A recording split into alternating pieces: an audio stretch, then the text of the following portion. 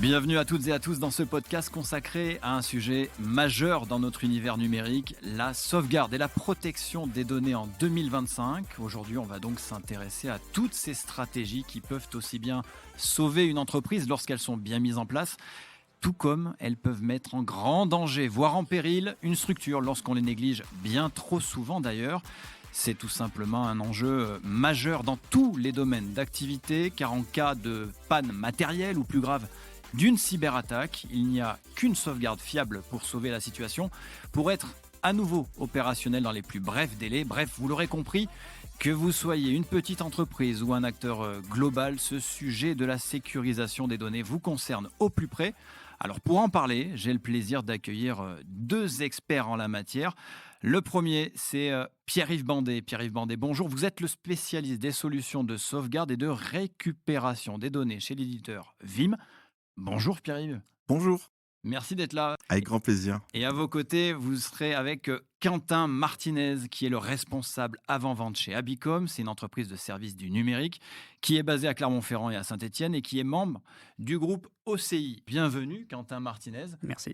Merci d'être là. Et alors, la première des questions, elle est pour vous, Quentin, pour commencer en douceur. Si je vous dis protéger sa donnée, protéger ses données même en général, est-ce que c'est une mission, quasi impossible en 2025 ou pas? Alors aujourd'hui, ce qu'on peut constater, c'est que plus on avance dans l'ère du numérique, plus l'imprévu devient la norme. Globalement, aujourd'hui, on sait que les cybermenaces et les cyberattaquants évoluent plus rapidement que les systèmes de défense. On a des gens qui sont très ingénieux pour monter donc des cyberattaques.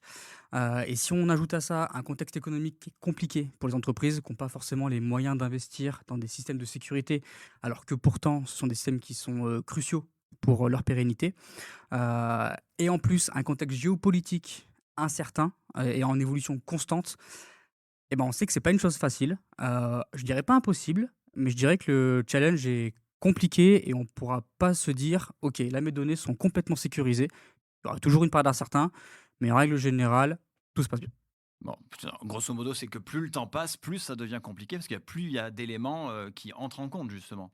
Exactement, on sait que les technologies, de l'IT évoluent d'année en année. Nous avons de nouveaux produits, et à contrario, nous avons de nouvelles formes d'attaques, de nouveaux systèmes de sécurité à mettre en place. Ça demande du temps, des ressources et ça, pour le coup, c'est un peu compliqué pour, le client qui, lui, doit se concentrer, sur son activité propre, pour gérer sa production. Mais alors justement, Pierre-Yves Bandet, j'ai sous les yeux des chiffres édifiants. 2024, 6 entreprises sur 10, 6 sur 10, hein, ont subi au moins une attaque dans l'année et pour un quart d'entre elles, c'est 3 fois dans la même année. Pierre-Yves, comment on explique ces chiffres qui personnellement, je trouve complètement fous? 6 entreprises sur 10, hein, chaque année qui sont attaquées et surtout quand on parle d'attaque, c'est quel type d'attaque, en général? Alors en fait, ce qu'il faut bien comprendre, il faut abandonner l'idée du hacker, dans sa chambre, qui, pénètre des systèmes pour s'amuser. Ça, c'est terminé. Il y en a peut-être encore quelques-uns, mais aujourd'hui, c'est pas le sujet des entreprises. Le problème, c'est qu'aujourd'hui, les attaques numériques, les malwares, tout ce qui est le ransomware, le rançongiciel, c'est devenu un business et un business juteux. Pourquoi? Il y a beaucoup d'argent, c'est relativement facile à mener à distance, donc ça permet aux cybercriminels de s'assurer une certaine impunité. C'est très difficile à être poursuivi pour les forces de l'ordre parce que ce sont souvent des acteurs qui sont basés loin, dans des juridictions différentes. Donc en fait, ça présente un profil très intéressant pour ces cybercriminels. Donc de plus, aujourd'hui, on est rentré dans l'ère un peu du malware as a service. C'est-à-dire qu'aujourd'hui, il y a des groupes criminels qui proposent à d'autres criminels moins bien formés des packages complets de mise en œuvre d'attaques avec un helpdesk en cas de problème, avec un système d'encaissement des rançons. Aujourd'hui, il faut bien avoir ça en tête. On est dans un système qui est professionnalisé, Organisé même, on peut dire. organisé et qui profite lui aussi de toutes les avancées technologiques, hein, comme disait Quentin. La technologie, elle profite aussi aux assaillants. Donc, il est important pour les entreprises de bien avoir ça en tête et de se dire, quelque chose qui est quasiment une certitude, que c'est un événement que l'entreprise va devoir affronter dans les années qui viennent. Ce qui est un petit peu un changement par rapport à ce qu'on faisait historiquement. Quand on travaillait sur les plans de reprise d'activité, les fameux PRA, on se projetait dans un scénario d'incendie, d'inondation, d'accidents, de catastrophes aériennes, par exemple, qui heureusement c'est quand même des scénarios qui se produisaient très rarement. Donc forcément, le focus et les moyens investis étaient à la hauteur de la probabilité du risque. Aujourd'hui, il faut changer de braquet, hein. Aujourd'hui, on sait que l'incident cyber, c'est une quasi-certitude dans les 2 ans qui viennent pour la plupart des entreprises. Donc ça veut dire que le niveau de préparation, il doit être au niveau du risque. Et alors qu'on soit bien d'accord, on ne parle pas forcément de taille d'entreprise. Là, ça peut être l'entreprise du coin, ça peut être la petite PME comme la grande structure, mais qui, on l'espère, a déjà mis quelques échelons pour essayer de se protéger.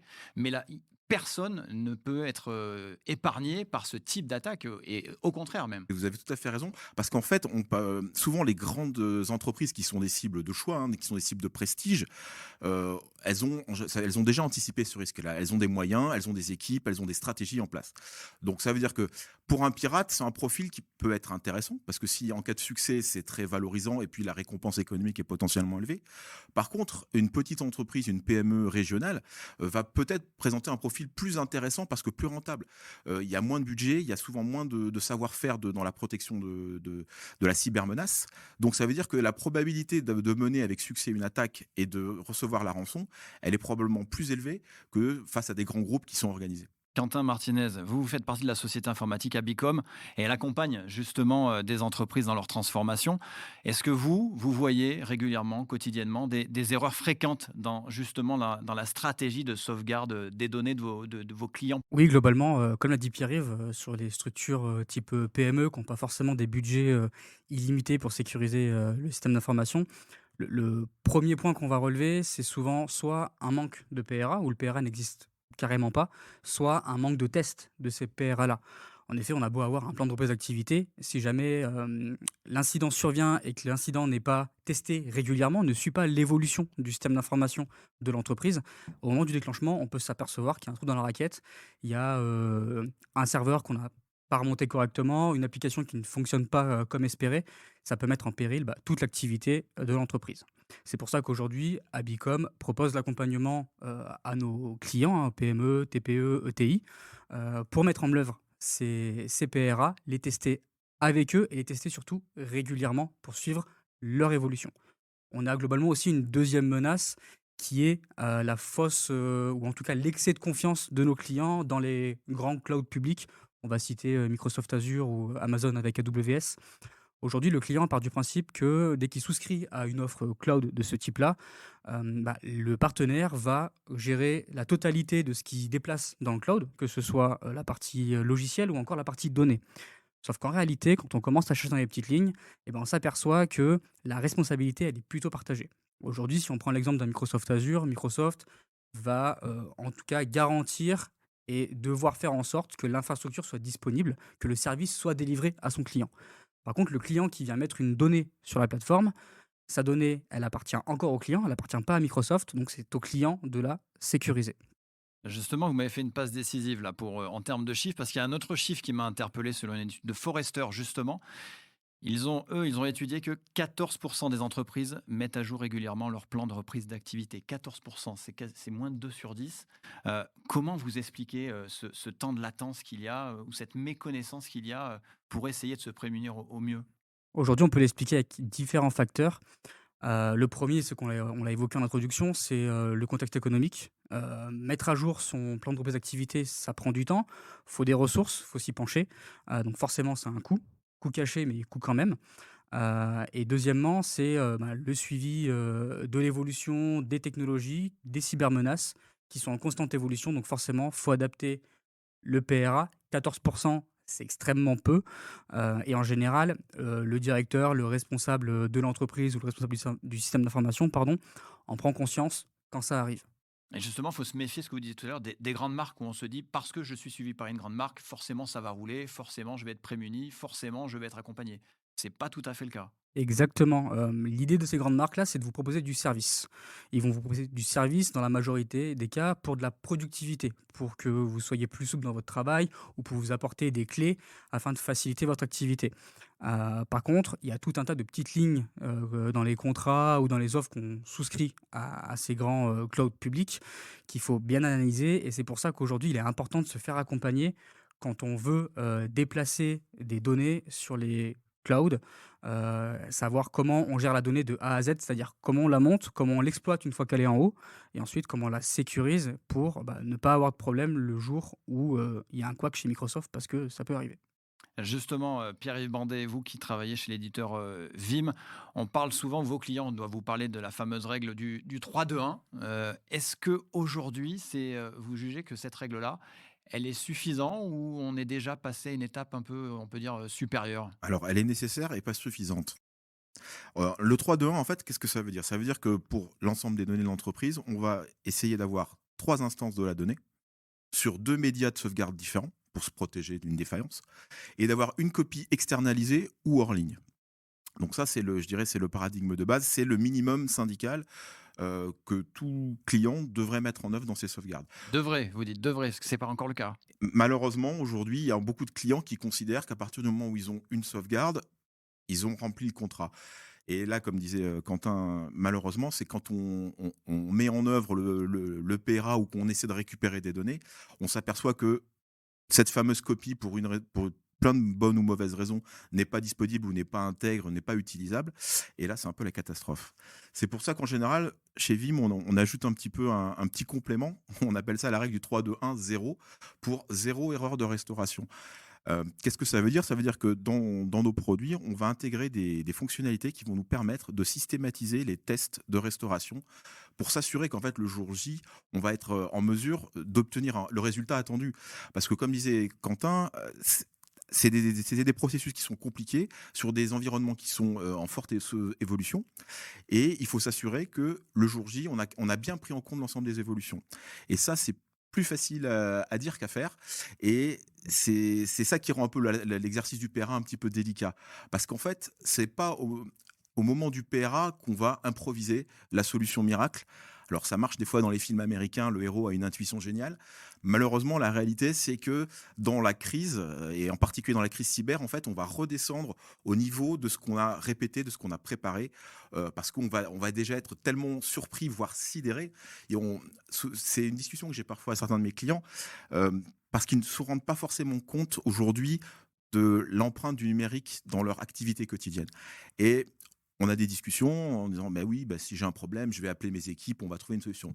Mais déjà, il est probable que vous ne pourrez même pas appeler vos équipes parce que vous n'avez plus d'annuaire, vous n'avez peut-être plus de téléphonie sur IP, savez peut-être plus comment rentrer en contact avec les personnes qui vont être décisionnaires et qui vont gérer la crise.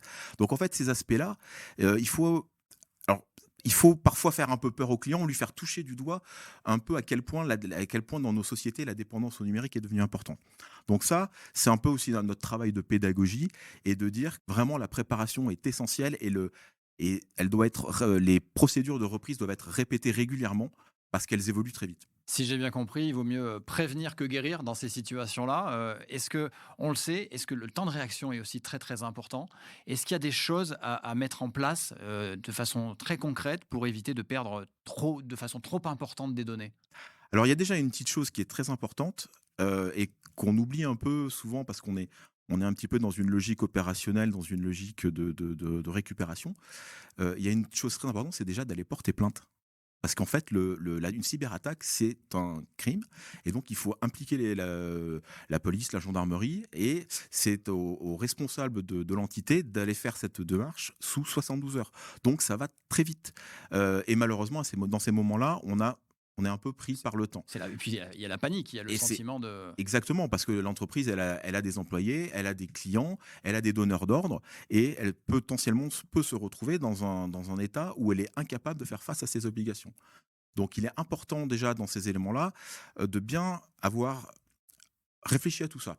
Ce que je dis souvent à mes clients, on parle souvent beaucoup de technique, hein, c'est un peu mon rôle, mais j'essaie de temps en temps aussi de leur faire prendre un tout petit peu de recul sur le fait que la technologie, c'est un moyen. Et dans une crise cyber, c'est d'abord une crise. Et une crise, on n'improvise pas la gestion de crise. Ça veut dire qu'il y a des choses qui doivent être décidées au préalable, qui doivent être organisées. Si le sinistre se produit le 31 décembre à 3 heures du matin, qui on appelle? Qui décide? À quel moment est-ce qu'on décide de déclencher ce fameux PRA et d'assumer l'ensemble des contraintes qui vont avec? Ou bien est-ce qu'on a peut-être plutôt intérêt à résoudre le problème immédiatement, si on peut? Mais ça, c'est une question qui doit être posée, qui doit être tranchée et qui doit être décidée par les personnes qui dirigent l'organisation. C'est très protocolaire finalement. Il y a vraiment, c'est quasiment un mode de combat à activer. Exactement, c'est une checklist, hein, c'est une checklist qui fait. On revient toujours à des choses un petit peu basiques, mais au final, c'est qui fait quoi, qui décide. Si on a une personne identifiée, est-ce qu'on est sûr de pouvoir la joindre? Si on ne peut pas la joindre, qui est à même de prendre la décision? Parce que des fois, il y a des bonnes raisons pour ne pas être disponible. On peut être à l'étranger, on peut être ne pas être disponible. Donc ça, c'est très très important, et c'est des questions que l'entreprise doit se poser. C'est pas une, la technologie va venir ensuite pour accompagner cette démarche-là, mais cette approche-là doit être faite avant, et certainement pas au moment de la crise, parce que tout le monde, il y a toujours un peu, Mike Tyson disait: «Tout le monde a un plan jusqu'au moment où on reçoit un point dans la figure». Eh ben, une attaque cyber, c'est exactement ça. Tout d'un coup, l'ensemble de votre récit potentiellement arrête de fonctionner. Vous ne savez pas ce qui se passe, vous ne savez pas combien de temps ça va durer, et si vous ne vous êtes pas penché avant les premières étapes en fait pour réamorcer un peu la machine, bah, on risque de perdre un temps précieux. On a parlé d'anticipation. Là, je vous propose de faire un petit jeu et de partir dans le temps. On va parler notamment avec le BAS, le Backup as a Service, j'espère que je le dis bien, Parfait. et le DRaaS, la reprise après incident, C'est ça. justement, qui constitue la nouvelle génération de solutions de protection des données et de continuité d'activité. Euh, Quentin Martinez, comment vous expliquez que les entreprises qui se dirigent actuellement de plus en plus vers des solutions externalisées? Tout simplement, comme on l'évoquait, tout à l'heure, le nerf de la guerre, ça reste le porte-monnaie. On l'a dit et redit, le contexte économique est pas évident, et on sait que, bah, gérer son système de sauvegarde ou son PRA, ça a un coût. Ça a un coût humain, mais ça a aussi un coût, au niveau des équipements, des technologies. Il faut investir sur du serveur, sur des logiciels, donc de la licence, et au final, on se rend compte que, ben, c'est pas tellement la plus-value des équipes opérationnelles de chaque client. L'idée, c'est du coup de déporter, cette charge-là sur un sachant, quelqu'un qui fait ça, quotidiennement, qui a l'expertise pour le faire, et donc finalement, le backup as a service va, apporter cette réponse-là à nos clients, à savoir décharger les équipes opérationnelles de ces problématiques IT pour se concentrer sur le métier, tout en apportant un avantage économique et fonctionnel. Le backup as a service fait intégrant partie de la règle qu'a évoqué Pierre-Yves tout à l'heure, le 3-2-1, qui préconise d'avoir une sauvegarde externalisée, donc une sauvegarde hors site. Tout simplement pour se prémunir déjà de l'attaque cyber, mais aussi, comme l'a dit Pierre-Yves, de se prémunir, bah, de la catastrophe naturelle, pardon, bah, de la fuite d'eau ou de l'incendie. Personne n'est épargné par ces problématiques-là, et si on a des backups sur site, bah, qu'il y ait une inondation, ou une cyberattaque, ça fera pas forcément, une Et grosse différence. et j'ajouterais peut-être une petite chose aussi qu'on oublie aussi souvent, dans les risques, dans les risques, et qui malheureusement, est une réalité aussi, c'est la malveillance interne. Et c'est quelque chose, c'est un sujet qui est un peu délicat. Malveillance donc volontaire, pas forcément Volontaire, l'erreur humaine, non, non, malveillance volontaire. l'erreur humaine, quand on fait de la production informatique, on est très familier avec l'erreur humaine, malheureusement. Mais non, non, il faut pas oublier cette, malveillance interne qui est, qui n'est pas un épiphénomène, hein. Aujourd'hui, un administrateur dans une structure, si pour peu que la structure soit petite et qu'il concentre un certain nombre de responsabilités, il a une capacité de nuisance qui est très importante, et qui des fois, ça s'est vu en cas de litige, en cas de désaccord avec l'entreprise, en cas de licenciement, on a des gens qui sont partis en sabotant le système d'information. Donc c'est pas forcément un sujet agréable à aborder, mais c'est un sujet qu'aujourd'hui, par exemple, un RSSI ou un DSI doit prendre en compte également. Et c'est effectivement dans ce cadre-là, la notion de backup as a service permet aussi d'avoir une isolation en fait, des périmètres, une rupture, une séparation des périmètres de responsabilité, bah, qui permet en tout cas de mettre certaines données hors de portée, éventuellement d'un attaquant interne. Et alors justement, avec le savoir-faire d'Abicom et l'expertise de Vim, on a un lien direct et fort entre ce fameux BAS, le Backup as a Service, et celui qui vient ensuite, le DRaaS, la reprise après incident, Quentin. Les deux sont quasiment liés dans votre méthode opérationnelle. Exactement, donc DRaaS pour Disaster Recovery as a Service, c'est ni plus ni moins que le nom marketing cloud pour le PRA. L'idée du DRaaS en complémentarité avec le BAS, donc le BAS pour rappel, hein, comme on l'a évoqué tout à l'heure, c'était le fait de proposer de la sauvegarde externalisée à nos clients, donc en dehors de leur site, idéalement en data center, hein, pour avoir un environnement protégé, sécurisé. L'idée de cette architecture-là, c'est de proposer à nos clients une offre clé en main. En gros, le client va externaliser sa sauvegarde en data center et derrière, Abicom, grâce à son offre de Disaster Recovery as a Service, sera en capacité de prendre ces sauvegardes-là et de les redémarrer sur une plateforme mise à disposition aux clients pour retrouver de l'activité. Alors, bien évidemment, ça ne se fait pas comme ça. Il y a d'autres problématiques à prendre en compte, notamment la partie télécommunication et accès, hein, puisque si on prend l'exemple d'un site inondé, et ben, le comptable, pour accéder à son logiciel de compta, il bossera a priori de chez lui, sauf s'il aime bien bosser les pieds dans l'eau, mais ça m'étonnerait. Et donc globalement, il faut réfléchir aussi à ces parties connectivité-là, mais qu'on peut également adresser au travers de notre offre télécom.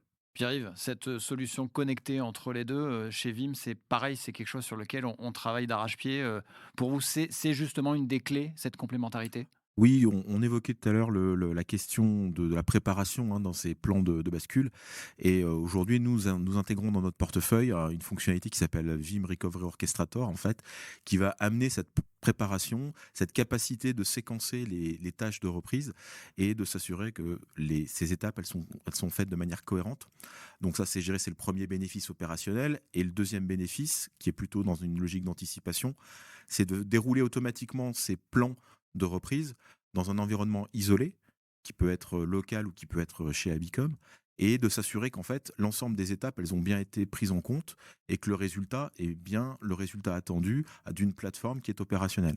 Parce que comme Quentin le mentionnait tout à l'heure, dans la vie de ces systèmes, on ajoute des ressources, on en enlève, il y a des applications qui se créent, il y a d'autres qui disparaissent. Et le danger, hein, c'est de ne pas être à jour. Donc la plus-value de cet aspect Recovery Orchestrator, c'est de systématiser les tests de manière à ce que le RSSI, le DSI ait une vision claire de son niveau de préparation, que ce soit par rapport à ses équipes internes, que ce soit par rapport à ses donneurs d'ordre ou à des autorités réglementaires, voire à un cyberassureur, puisqu'aujourd'hui le dialogue avec le cyberassureur est de plus en plus prégnant, puisque les coûts induits, hein, sont en partie supportés par les assureurs. Et donc, ils ont de plus en plus d'exigences de préparation vis-à-vis de leurs clients. Bon, Pierre-Yves, Quentin, je ne vais pas vous demander de jouer les Madame Irma, mais si vous devez me dire aujourd'hui les innovations ou les grandes tendances de demain et qui vont venir transformer la manière de protéger les données, vous diriez quoi? On tend vers quoi aujourd'hui? Aujourd'hui, clairement, ce qui a tendance à s'imposer et ce qui sera le cas dans le futur, c'est l'intelligence artificielle. On la voit partout, dans les voitures, dans les ordinateurs, sur nos smartphones. L'IA va vraiment, ou en tout cas tente vraiment de révolutionner chaque aspect de notre vie. Donc c'est également le cas au niveau de l'IT. Aujourd'hui, on sait qu'on a déjà des logiciels qui sont dopés à l'IA, entre guillemets, où là, l'IA va avoir un rôle de conseil en fonction du mode de déploiement du logiciel, quels paramètres on peut améliorer pour justement respecter d'une part les bonnes pratiques du logiciel, mais aussi les bonnes pratiques de l'informatique en règle générale. On voit également des modèles d'IA qui sont en train d'être implémentés, qui font, elles, plutôt de l'analyse comportementale. Globalement, si on prend l'exemple de Vim et de la sauvegarde, aujourd'hui, on a un logiciel Vim qui est capable de comparer différentes sauvegardes. On va prendre un exemple, hein, celle du lundi et celle du mercredi. Et l'IA va pouvoir déterminer si des changements anormaux ont eu lieu entre le mercredi et le lundi qui pourraient induire une cyberattaque, une cybermenace ou en tout cas une action malveillante. De là, une alerte part aux équipes informatiques et l'idée là-dessus, c'est d'être largement proactif pour éviter que d'une part, la menace se répande sur l'ensemble du système d'information et d'autre part, pouvoir protéger l'ensemble des données et couper court à la menace le plus tôt possible. Ouais, on est toujours sur cette quête de temps. C'est vraiment le nerf de la guerre, c'est ce temps, c'est cette réactivité et c'est de parer au plus pressé. C'est là où tout se joue.